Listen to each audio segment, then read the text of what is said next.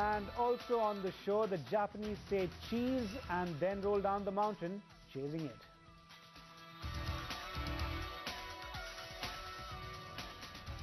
All right, straight up on the show, we've got the new claims for unemployment benefits that have actually fallen less than was expected in the last week. Initial claims for state unemployment benefits slipped 6,000 to a seasonally adjusted 4,22,000. All eyes, of course, now on the monthly jobs data that is out tomorrow. For more on that, let's go across to New York, where Douglas Blake, wealth manager at Newbridge Securities Corporation, joins us. Doug, first up, let's look at the jobs data. Weekly claims have fallen less than was expected. How would you react to that? Okay, with all due respect to the jobs market, a few thousand jobs here and there, kind of like rearranging the deck chairs on the Titanic.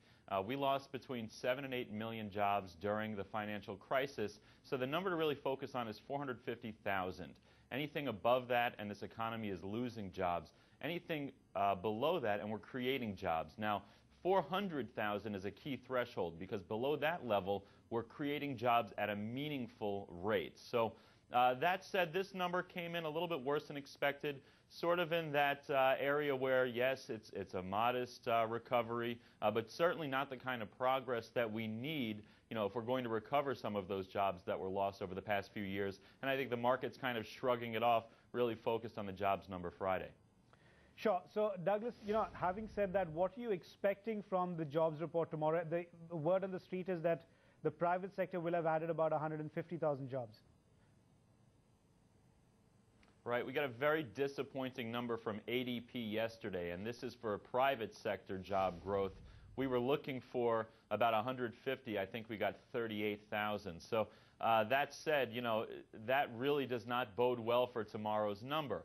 We know we're not going to get any help from the public sector. They're busy slashing jobs to try to rein in these budget deficits across the country and eventually chip away at the national debt.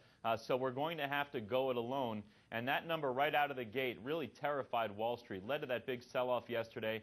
Banks and analysts across the board slashing their forecast for tomorrow. Goldman Sachs took 50,000 jobs off that total. So I think we're looking for something closer to the 100,000 level. But the market did sell off yesterday in anticipation. So if we get any sort of a decent report, that could be a catalyst for the market to move a bit higher. Right, Doug, but there's a lot of negative news really flowing in, and talk of a QE3 is once again beginning to re-emerge. Do you think recent data qualifies really for a third round of easing?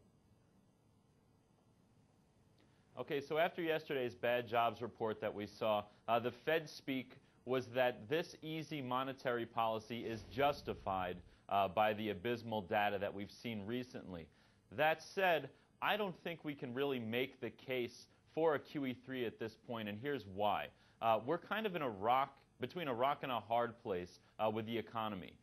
If we do any more stimulus and money printing, as we can call it, we're going to create inflation that is essentially going to derail or offset the economic progress that it would create. However, if we do any less, it's kind of clear that this market can't stand on its own 2 feet just yet. So I think we sort of have to stay the course here and hope that the private sector, business spending, consumer spending can take this recovery, the next leg higher, because again, it certainly won't come from the public space, and it's not clear that any more quantitative easing is going to be the medicine that we need. All right, Douglas Blake, thanks very much for coming in on the show and walking us through what this really means for the markets and also for the U.S. economy. Of course, just taking back to the Dow, it is still trading in the green, very marginally up there. Of course, like we did mention to you, there's been bad news.